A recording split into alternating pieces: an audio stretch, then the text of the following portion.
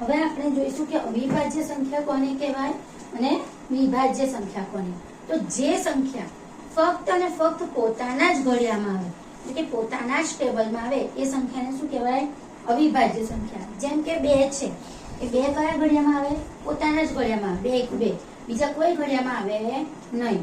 પછી 3 છે, એ પોતાના જ ઘડિયામાં આવે, બરાબર, બીજા કોઈ ઘડિયામાં આવે નહીં. તો આ બધી સંખ્યા કેવી કહેવાય? અવિભાજ્ય સંખ્યા.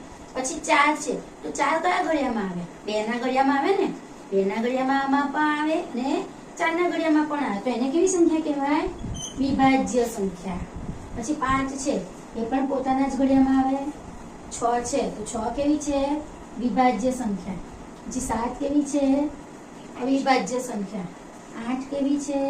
વિભાજ્ય સંખ્યા. 9 કેવી છે? વિભાજ્ય.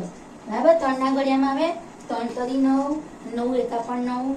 10 છે, તો એ પણ વિભાજ્ય. 2 ના ઘડિયામાં આવે. 2 પંચા 10, 5 દુ 10, 10 એકા 10. પછી 11 છે, 11 એ ફક્ત પોતાના જ ઘડિયામાં આવે. 11 એકુ 11, બીજા કોઈ ઘડિયામાં આવે નહીં. તો એ અવિભાજ્ય સંખ્યા છે. પછી 12 છે, તો એ વિભાજ્ય છે, કેમ કે 3 ના ઘડિયામાં આવે. 3 ચોક 12, 4 તરી 12, 6 દુ 12, 12 એકા 12. પછી 11, પછી 13.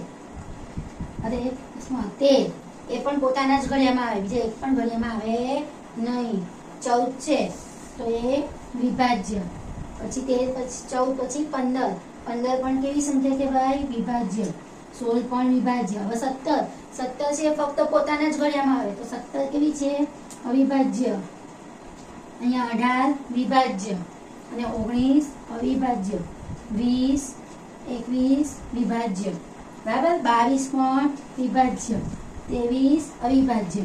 આમ જે સંખ્યા, બરાબર, જે અંક એ ફક્ત પોતાના જ ઘડિયામાં આવે, એ સંખ્યાને શું કહેવાય? અવિભાજ્ય સંખ્યા કહેવાય.